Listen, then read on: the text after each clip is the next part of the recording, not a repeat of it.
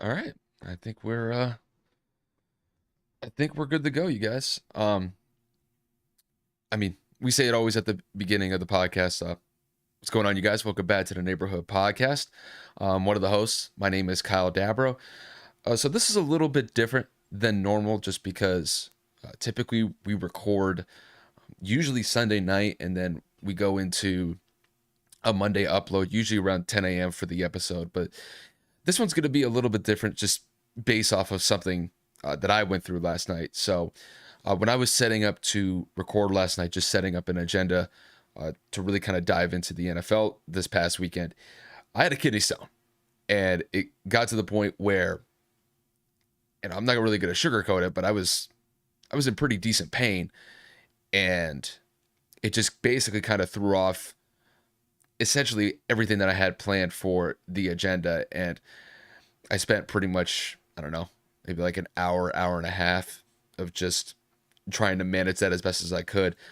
But I mean, as of right now, like, I've got nothing to worry about. It seems like that issue's resolved itself. So, unfortunately, yeah, I wasn't able to record last night, but I'm going to try to make it up here. And it's a little bit different just because now we'll actually be recording on YouTube Live. So if you're on YouTube, you'll be able to watch the stream as we go along. And, hopefully you guys tune in and enjoy what we got planned for you guys. So for this episode, it's just going to be me.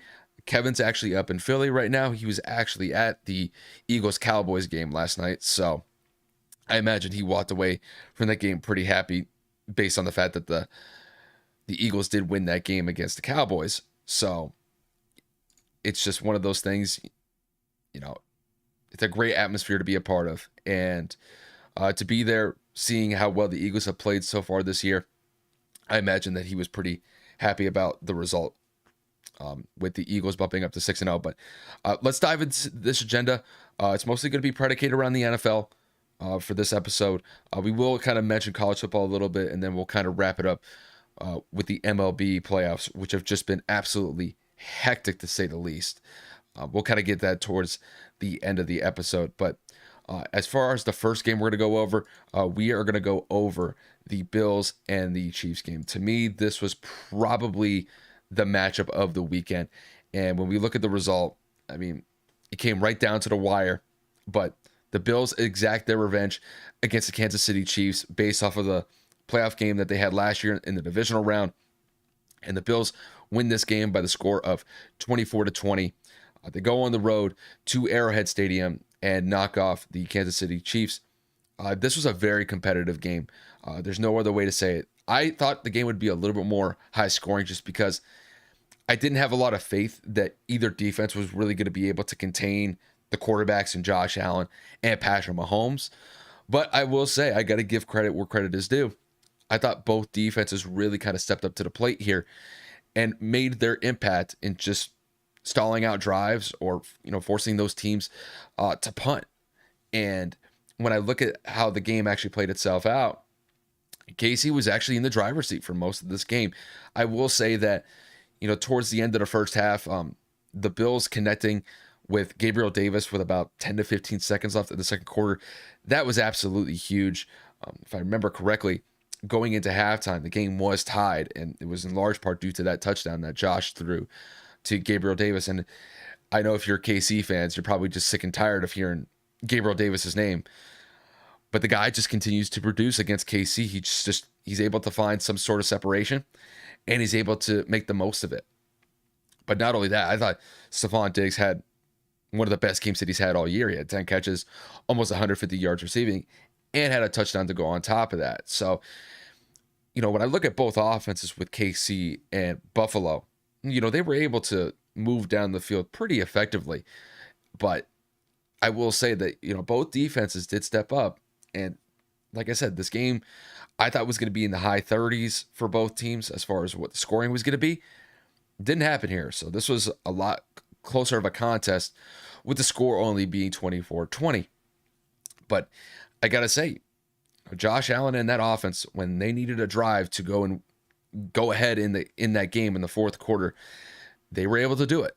And when I look at Patrick Mahomes had some time at the end of the game to lead the Chiefs on a game-winning drive. He bounces outside of the pocket, throws it across his body, and he ends up getting picked off. That essentially seals the game. You know, when I look at Pat, Pat's made those types of throws throughout his entire career, and he's been largely successful at doing that. But in this case, the Bills were ready for the challenge, and they just bit on the route, and they jumped it and got the interception, which essentially sealed the game. Now, when I look at the significance of this game with both teams, I mean, look, we're in week 6, so we're about halfway through October, and I would say that both teams, respectively speaking, are still at the top of the AFC. And this game, lived up to the expectations of being a really competitive battle. It's just, when Kevin and I were discussing this game last week, we did pick the Bills to win this game, and we had it around a possession or so for the margin of victory for Buffalo, and that's how it kind of played out in this one.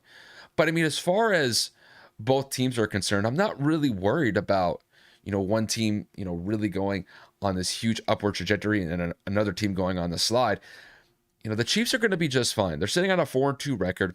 They're sitting at the top of the AFC West still, just because when you look at the rest of the AFC West landscape, it's competitive, but you could tell that KC is still head and shoulders above the Chargers, the Broncos, and the Raiders. And in some cases, if you're going to compare KC to the Raiders, for example, even though that their record doesn't indicate it, I will say that, the Raiders are right there, but they just can't figure ways to beat KC.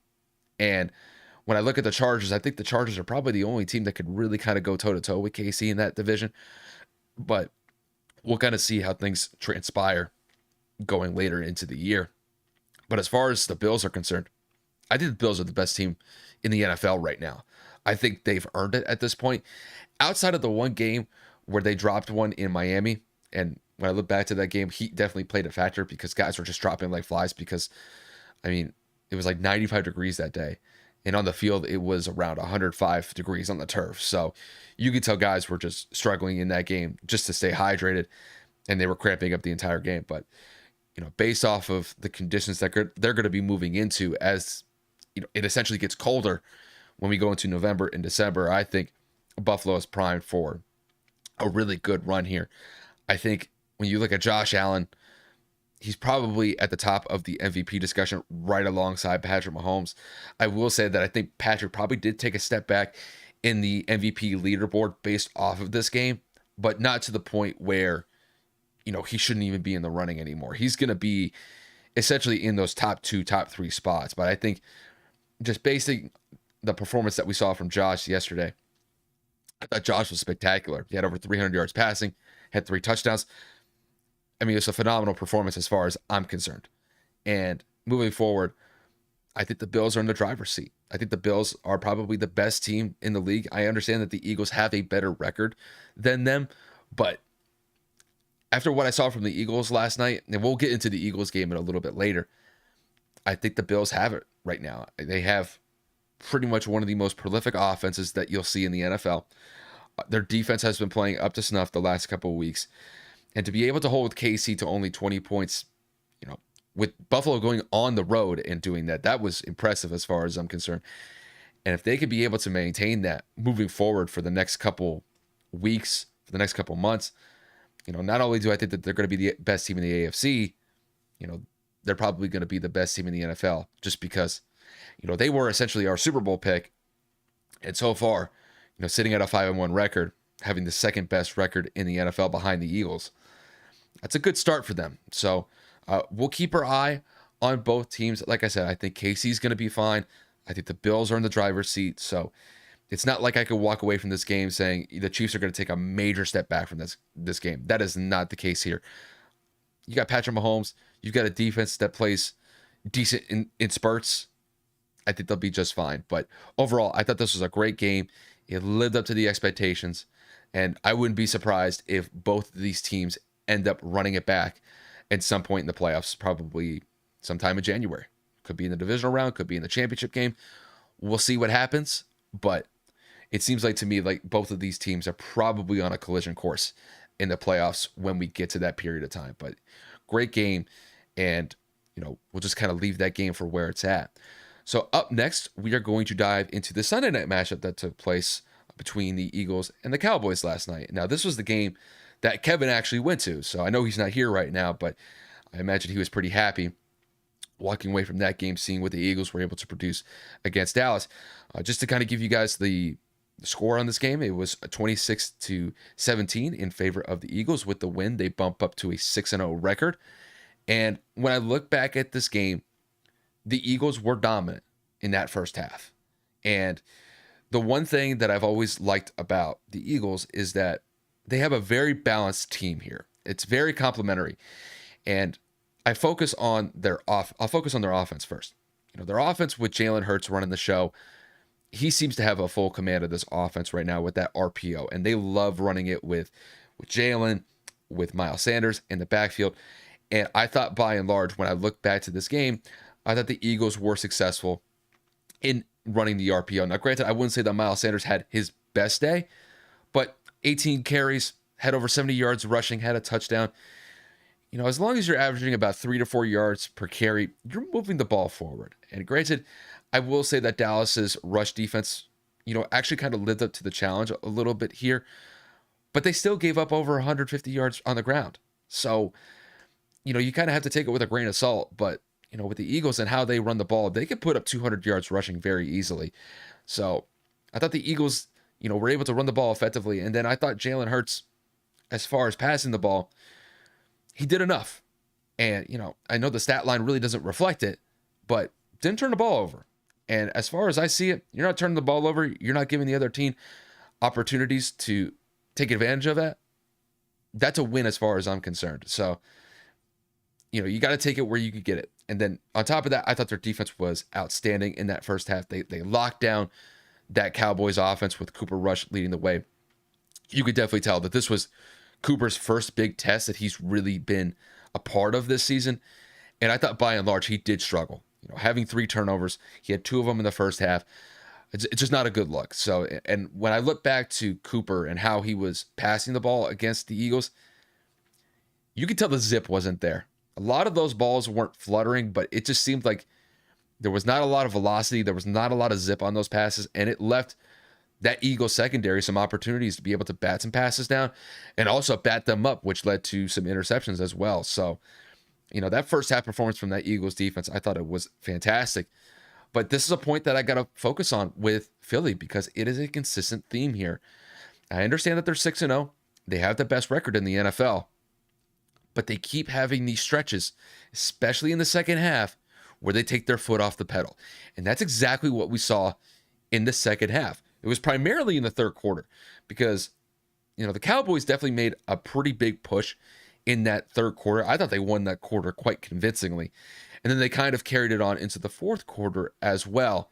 But I will say, when it comes to the Eagles, they have to get this fixed because they cannot have these stretches where they essentially go cold on offense for essentially an entire quarter.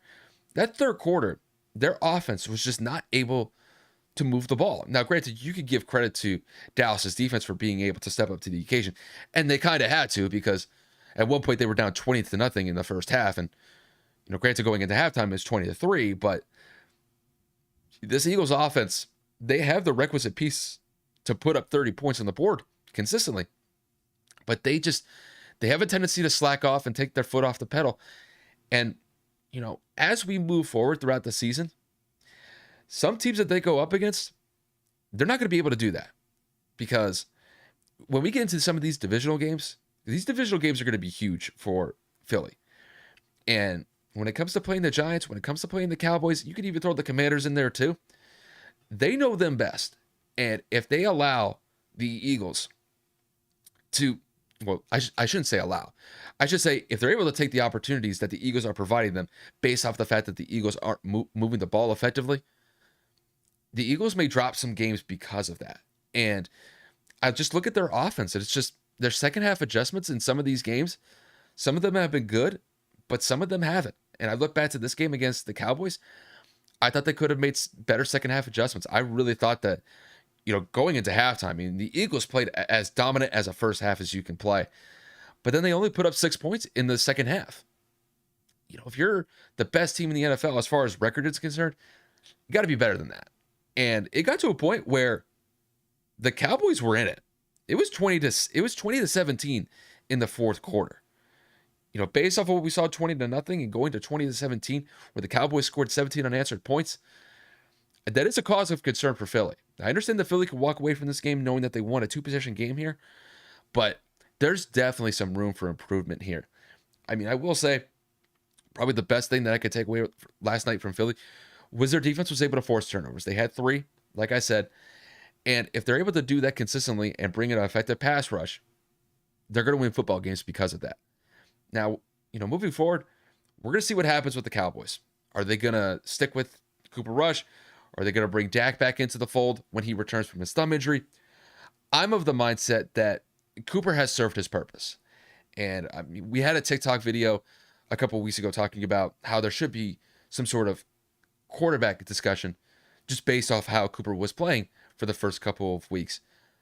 I've always been of the mindset that Cooper was going to lose his job once Dak fully recovered from his thumb injury, and Dak would be the starting quarterback from here on out once he's able to essentially practice and get back into the fold.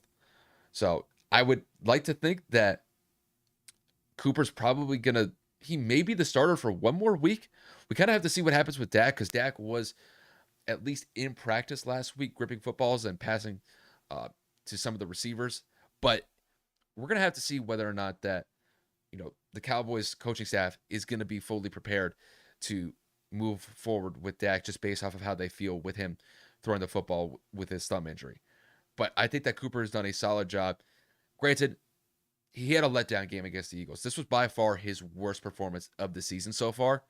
And until Dak gets back, I think he can manage the game effectively as long as he doesn't turn the ball over. And last night, he wasn't able to do that. He turned the ball over quite significantly, and I think that definitely played a part in the reason why the Cowboys lost this game. But overall, when I look at the status of both teams right now, Philly's sitting at a 6-0 record. They're probably the best team in the NFL as far as record is concerned. I still believe that the Bills are a better team, but the record speaks for itself. You can only play who you're going up against. They're solid right now. And when I look at the Cowboys, the Cowboys, we're going to find out what this team is made of going into the second half of the year. Because as far as I see it, their defense has been playing really tremendous up until this point. And yeah, granted, they had a letdown game against Philly. I just think that the turnovers probably played a factor of that, just because Philly was able to cash in on some points from those turnovers. But as far as I see it, I think the Cowboys, as long as their defense is playing solid, when they get Dak back into the fold, I think that they could be able to effectively compete against Philly. Now, I don't know if they're going to be able to overstep Philly, because I do think that Philly has the advantage over the Cowboys right now. But we just don't really know at this point. So, it's one of those things. We're just going to have to find out how this team is going to be able to bounce back once Dak gets back into the fold. And we don't know how this team is just going to respond with Dak in the fold. So hopefully their defense is able to effectively stay upright and play just tremendous football like they've been playing the first couple of weeks. But there could be a very good chance that knowing that their offense is going to get back into a rhythm, that they're going to get back into a groove, there could be a chance that Dallas defense could take a step back just because they know that the offense is going to be putting up points. And instead of playing at 110%, they may only be playing at 95 or 90% just based off of the fact that they know that the offense is going to score. So that may take some pressure off of them. But you have to understand, when you got an offense that Dak is leading the way, that defense still has to play fair ball here. So we'll see what happens with the Cowboys.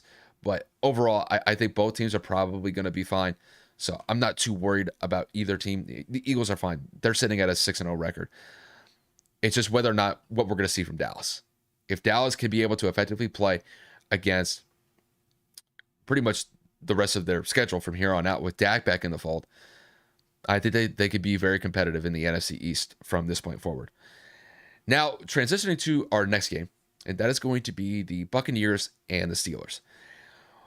This was quite a game from yesterday, and this was probably one of the more shocking results from yesterday's slate, the Steelers at home basically upset the Tampa Bay Bucks by the score of 20-18. When I look back to this game, I really thought that the Bucks were going to win this game by probably 2 touchdowns. This wasn't even a game that Kevin and I considered discussing going into our agenda last week for the episode that we did, because I think it was pretty much safe to assume that the Bucks would effectively handle the Steelers. Didn't happen here. The Steelers, I got to give them a lot of credit. Just a week ago, prior to this game, they played the Bills and got absolutely smacked. They lost that game 38-3 against Buffalo. Josh Allen just torched that defense, and it just seemed as if, man, this is not the Steelers' year. At that point, they were sitting at a 1-4 record. They had lost 4 straight games. The situation at quarterback was just a revolving door between Kenny Pickett and Mitchell Trubisky. It just didn't seem like anything was going right for the Steelers. And then they show up this week at home, and they beat Tampa. And Tom, I couldn't really believe what I was actually watching from this game. It was really quite shocking. I just got to focus on Tampa here for a second. Tampa's offensive line continues to be the downfall of this team. And I understand that people can point to Tom Brady and him not playing effective football. I think that there is a case to be made there. And, when you look at him statistically, the numbers don't really reflect him playing that well this year. I think in large part it's due to the fact that the offensive line is a dumpster fire. They can't protect him. And even though that the Bucks are still competitive in these games, the Bucks should effectively be scoring at least 10 to 15 more points per game here. Only scoring 18 points against the Steelers. And that Steelers defense is dealing with a bunch of injuries to begin with. This is a very poor performance as far as I'm concerned when it comes to the Bucks. When I look at Tampa, this team should probably be sitting at a 5-1 record right now. But they're sitting at a 3-3 record. And I think it's in by and large due to what that offensive line is doing for the offense. They're just not doing their job. And that's what you saw right before halftime when Brady was effectively chewing out the offensive line. And I think it is well-deserved because Tom's getting hit. Granted, Tom may not be the most sacked quarterback in the league. That's probably reserved for Carson Wentz of the Commanders or maybe Matt Ryan for the Colts. But, when you're getting effective pass rushes against you consistently, it's going to have an effect. And this is not an issue of Tom not having enough receivers or having enough targets. He's got plenty to work with here.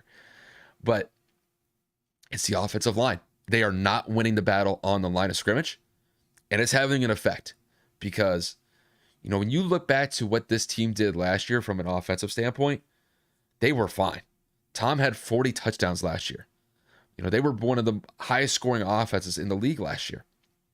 And you go into this year, and some of the injuries that they've had on their offensive line and some of the departures that they've had from their offensive line this past offseason, they are showing.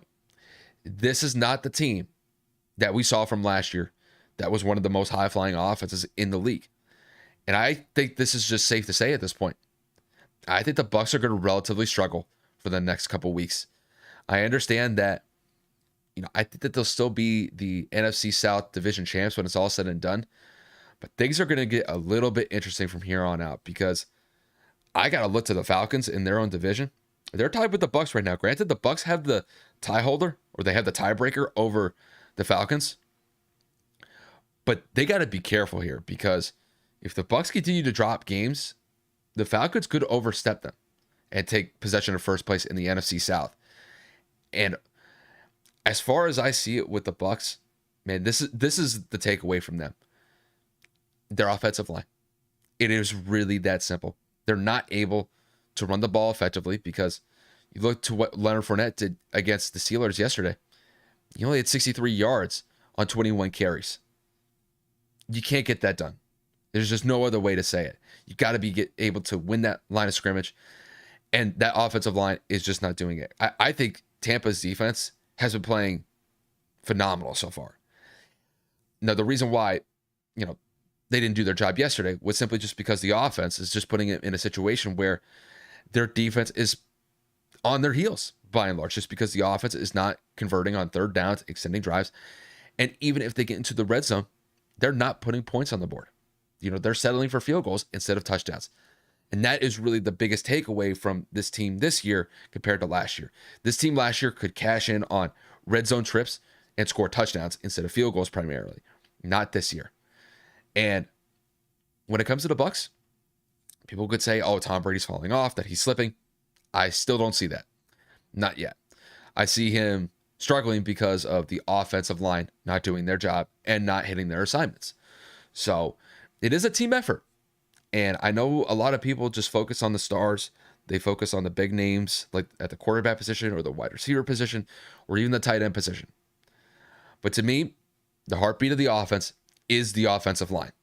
If you do not have an offensive line to effectively protect your quarterback and open up run lanes for your running backs, you're not going to win football games.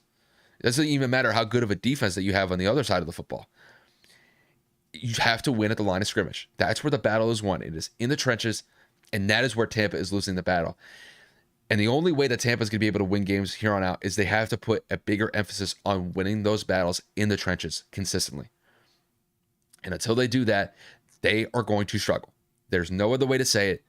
And they could be in real trouble if they don't get that squared away with, because this team is a lot better than what they are. Their record is 3-3, and really they should be 5-1. This is one of those games where you look back, they lost this game by 2 points. Couldn't convert on a 2-point conversion at the end of the game.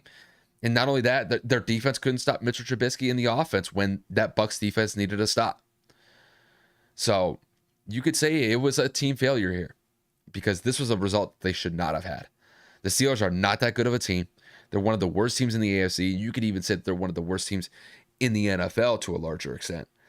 And for Tampa to drop this game against the Steelers, as far as I see it, it's unacceptable. So they got to get it together because this team should not be sitting at a 3-3 record 6 weeks into the season. It really just is that simple. And, hopefully, Tom and the offense can kind of get it together. But I think it's going to be a struggle. So we'll leave that game for what it is. If you're a Steelers fan, I bet you're probably pretty happy with that result. So, hey, look, I got to give credit to the Steelers. They did what they needed to do. And that was probably one of the biggest upsets of the weekend. So good on them. So with that said, we are going to transition to our final game of discussion as far as our featured matchups are concerned. And that is going to be the Ravens and the Giants game. This is a very competitive game. It was a great game if you were able to watch it. And the Giants improved to 5-1 on the season, winning by the score of 24-20 over the Ravens. This game, to me, it all came down to the fourth quarter. It really is as simple as that. Because when I looked at this game specifically, the Ravens had this one. The Ravens were up 20-10 going into the fourth quarter, and they give up 14 points to the Giants and end up just losing the game towards the end. This was a game when I look back to the Ravens, they had a decent day offensively, but you could tell just these late game mistakes are just hurting them. They just can't close games here. And this is not the first time where they've had issues closing out games. I can remember back to a couple of weeks ago when the Ravens were playing the Dolphins. They were up 35-14 at one point. Lost that game 42, I believe, to 38. They lost by 4 points. And I look back to this game. Granted, the Giants are a solid team here. I'm not taking anything away from them. But being up 20-10 in the fourth quarter, you got to finish that game. You got to finish that game with a win. And, when I look to that Giants offense, I don't necessarily think it's the most prolific offense. I think that Saquon Barkley is having a great year. He's having a great bounce back year just based off of the fact that he's been hurt for the last couple of years and he's been effective. But with Daniel Jones leading the way, you never know what you're going to get from Daniel Jones. You never really know if you're going to get somebody who's, throwing 250 yards, putting up 2-3 touchdowns, or if he's only throwing for like 175 and he throws 3 picks. Well, this year so far, Daniel Jones has been solid and he hasn't been turning the ball over. And the Ravens did, I guess, a decent job containing him to only 173 yards passing. But, in that fourth quarter, they allowed that Giants offense to get into certain positions and score touchdowns because of it. And not only that, you tie in the fact that that Ravens offense had some turnovers in that fourth quarter specifically. this is the results that you're going to get. And man, when I look at the Ravens, kind of similar to what I said about Tampa, I think that they're a better team than a 3-3 record. I know the record shows that they're a 500 team, but I really do think that they could be a much better team here. They could be 5-1 right now, had they not dropped this game, and had they not dropped the game against the Dolphins a couple of weeks ago. I think when it comes to the Ravens, they're largely dependent on Lamar Jackson to win them games. Their defense can be suspect, and in this one, their defense kind of showed that they could be suspect in the fourth quarter, but man, I look back to what the offense did, especially in that fourth quarter, with the mistakes that they made. They put their defense on their heels. Well, they put their own defense on their heels just based off the fact that they had a much shorter field to defend against the Giants, and the Giants took advantage of it. That's how they were able to essentially take control of the fourth quarter and win that quarter 14-7. So, man, if you're the Ravens, you got to find a way to finish these games because they've relatively been struggling so far this year in that regard. But, man, let me take a minute to talk about the Giants here. I know that they are not the best looking team offensively. They aren't. But, man, they find ways to win games. And it's been a while since I can say that about the Giants, simply just because they've been a very mediocre team for the last couple of years. But I can't say that about this team. The Giants are playing superb football. Is it where they're blowing out teams by 30 points and they look like the best offense and have the best defense in the league? No. But they're doing enough to win them games. They're not turning the ball over, which is critical. That's critical for this team. They're moving the ball effectively. And when they need touchdowns, they actually cash in on them. So a lot of their games this year have been decided by one possessions. That's it. Some of these games have been 1, 2, 3-point wins. This game in particular, this was a 4-point win. And they've lived up in those games. And in the NFL, when it comes to these one-possession games, if you can win them, that's huge. Because, losing a one-possession game, man, those hurt. Those hurt to watch in the film because all it takes is some plays to effectively dictate the outcome of that game. And in this game in particular, the Giants defense was able to make some great plays to slow down and stop that Ravens offense when they needed to. And then they were able to cash in on those by scoring touchdowns. And also, I think moving forward when it comes to the Giants, the Giants are right alongside the Eagles in that NFC East. And I never really envisioned a scenario where I thought the Giants would be within a game of the top spot of the NFC East. But that's where they are. I thought that they would have been essentially towards the bottom end of the NFC East just because I thought the Cowboys and the Eagles were better teams than them. But I got to give it up to this defense. Their defense has largely been the reason why they're winning these football games. And if they're able to effectively hold opposing offenses to 15, 20 points per game, that's where they've largely been this year so far. They can continue to win football games as long as Daniel Jones and that offense are not turning the ball over. And so far, they haven't been doing that, which is great because at least, even if they're not getting touchdowns per se, they can at least move the ball into field goal position and they can knock in field goals. And it's a lot better than turning the football over. It's pretty self-explanatory as far as I see it. But, when it comes to the Giants, can they effectively play at this level against the Eagles? That's what it comes down to from here on out. They're one game behind the Eagles. And I imagine when both of these teams, with the Eagles and the Giants, when they face up, it's going to be a very interesting battle because both the Eagles and the Giants have great defenses. And largely that's been a reason to why they've been succeeding. The Eagles are a slightly better team because the Eagles have a better offense. Really, I think the Eagles have probably one of the more well-rounded teams in the NFL. With the Giants, I can't say that. The Giants' offense is something where I still believe that they're weak. They're doing enough to win, but I got to see what happens when they go up against, the top teams in the NFL. And they will get those opportunities, especially against the Eagles. They will get another chance against the Cowboys. And that game will be different because Dak Prescott is going to be playing quarterback for Dallas. It won't be Cooper Rush this time. And the Giants already showed that they struggled against the Cowboys one time. So we'll see what happens when it comes to the Giants. But this was a huge win for them. It keeps them at pace in the NFC East. And we'll see what happens moving forward with the Giants. Hopefully they can be able to maintain this. But I'm still of the mindset of I still think that this team is relatively weak offensively. But it's only one part of the team. And so far, they've been doing great as far as just the overall team success is. But, if their defense can continue to play at this level, I think that they'll be fine. So, good on the G-men getting the 5-1 on the season and really kind of providing one of the more surprising results I've seen in recent memory, just because I didn't expect this team to be 5-1 so early. So it really is a testament of not only the players, the personnel, but the coaches. I remember Kevin was talking last week about Brian Daboll being one of the early nominees for Coach of the Year, and I think he's exactly right.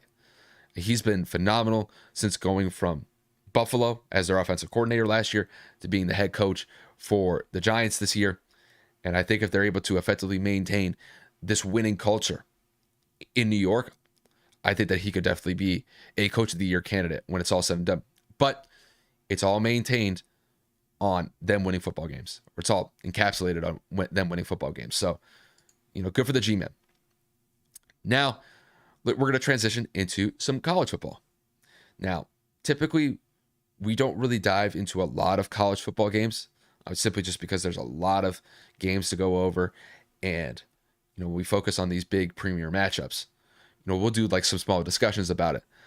But this one cannot leave this game without a discussion. This Tennessee-Alabama game that we saw this past weekend, one of the best college football games I've seen in quite some time. Tennessee upsets the number 3 ranked Alabama Crimson Tide by the score of 52-49.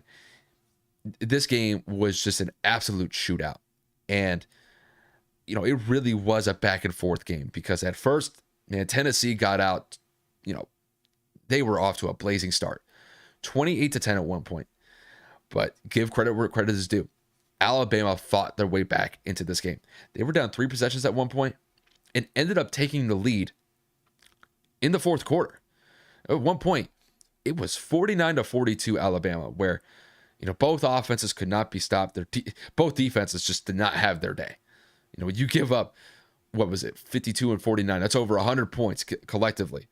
You could tell that both defenses just weren't up to the part that day. But man, when I look back to what Tennessee did, it was absolutely phenomenal. Being down 49-42, there's a very good chance that, look, when you give up a lead of 28-10 early on, and then you have a screw up where you have a fumble on an RPO option play, and Alabama picks it up and goes in for a scoop and score, there could be a point in time where they think that, like, man, they're in our heads. And that could really set a team back, especially in the moment going into the fourth quarter. But Tennessee was able to bounce back to tie the game. And they're very fortunate that Alabama missed that field goal. There's a 50-yard field goal with about 20 to 25 seconds left. Because had Alabama not done that field goal, I don't think Tennessee wins this game.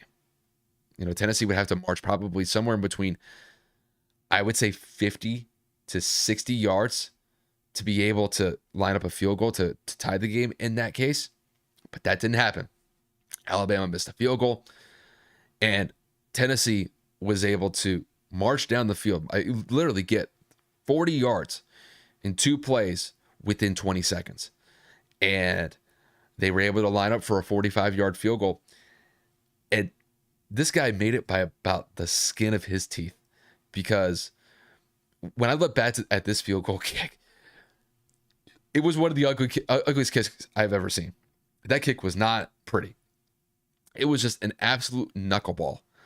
And granted, it had enough, but it made it by about a yard, because when it cleared it, I remember watching one of the videos when it cleared it. It was a yard. And it just made it. And look, that's all you need. And, for them to get that win against Alabama, it's absolutely unbelievable. Let me kind of put this into perspective for you guys. So I was at a wedding this past weekend, and we were at the reception, and obviously, like when it comes to, at a wedding, like there's priorities that come with a wedding.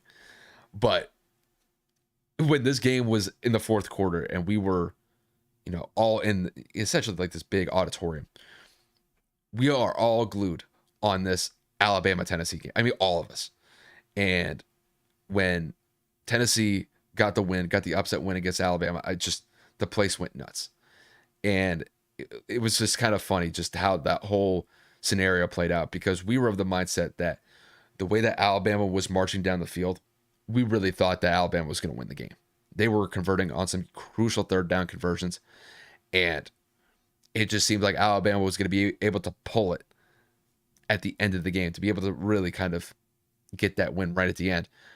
But with Tennessee marching down the field that quickly after Alabama missed that field goal, it was just phenomenal. And I have to say, when it comes to Tennessee, I believe that Tennessee hopped up to the third spot in the rankings after that win. I just, man, I can't believe that Tennessee's sitting at a 6-0 record and they're sitting as the number 3 team in the country. But man, they provided one of the biggest wins I've seen in recent memory. And just to kind of put things into perspective here, I saw a stat after the game. Alabama gave up 52 points in that game. It's the largest amount of points that they've given up in over 100 years. The last time they gave up this amount of points was back in 1907. I mean, I don't even remember who they were playing against. I think it was against a team that I think the university is defunct. I may be wrong on that, so don't quote me on that one. But, when Tennessee puts up 52 points and essentially beats a record that is as old as, it's older than a century, that says something. Just that whole game, it was just absolutely wild. I mean, the fan response was just nuts with everybody storming the field. I think I heard that not only did they take the goalpost out of the stadium, there were parts of that goalpost that ended up in lakes outside of the university stadium, like at a Neyland Stadium. Like, it was just absolutely nuts. It was just an absolutely wild atmosphere in Neyland Stadium that night. And, the thing is, even though the Tennessee won this game against Alabama, they still got a tricky stretch here. They got to play Kentucky, which is no pushover. Kentucky's still ranked. And then they got to play Georgia. And Georgia's the number 1 team in the country right now. So, they could celebrate this win all they want. But these next 2 weeks for Tennessee, they are not going to be easy. And that Georgia game, we're coming off of the heels of probably the game of the year in college football with this Tennessee and Alabama game. Could they replicate another one against Georgia? And Georgia, man, Georgia is really looking like a top dog right now. No pun intended. But if Tennessee could be able to knock off Georgia, you're talking about a 3-game stretch where you knock out the number 3 team, you knock out a ranked team with Kentucky, and then you knock out potentially the number 1 team on top of that. That's impressive. And then even if they do that, they still have to go up into the NFC, not the NFC. Oh my God, I'm talking NFL here. If they go into the SEC championship, they may have to play one of these high prolific teams again. So, Tennessee, they're really in a gauntlet stretch here, and hopefully they could be able to do pretty well with it. But man, this is going to be a wild way of Tennessee here. I'm absolutely thrilled that Tennessee won this game, and hopefully they could be able to maintain their success moving forward, because it's just been absolutely phenomenal. But with that said, we're going to transition to our last segment. It's really just kind of a roundup point at this moment. Just going to talk a little bit about the MLB playoffs a little bit. It's been absolutely wild this year. And I really, like, the best way that I could describe the MLB playoffs this year, it has been a year of the underdog. And when I look at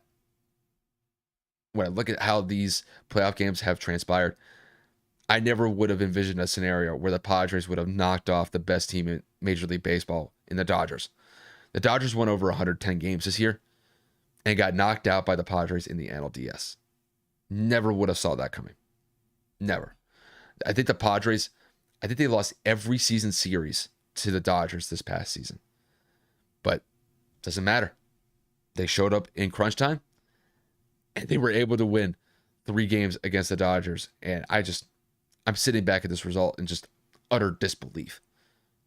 I thought that the Dodgers could go all the way to the World Series this year. And for them to get knocked out in the divisional series, that is not a good look. That is definitely a major disappointment as far as I see it. I mean, when it comes to Houston, Houston's doing fine. They swept the Mariners, so Houston's one of the best teams in the AL this year, and they just continue to prove it. So, it was cool to see Seattle get back into the playoffs. It had been quite some time. It had been 2 decades since Seattle had been back in the playoffs. So, good on them for making this far, but the Astros are just a better team, and they proved that. Granted, there were some games where I think the last game they ended up playing, I think they ended up playing it for 6 hours. Like, it was really a competitive game, but Houston's just found a way to get on top over the Mariners here.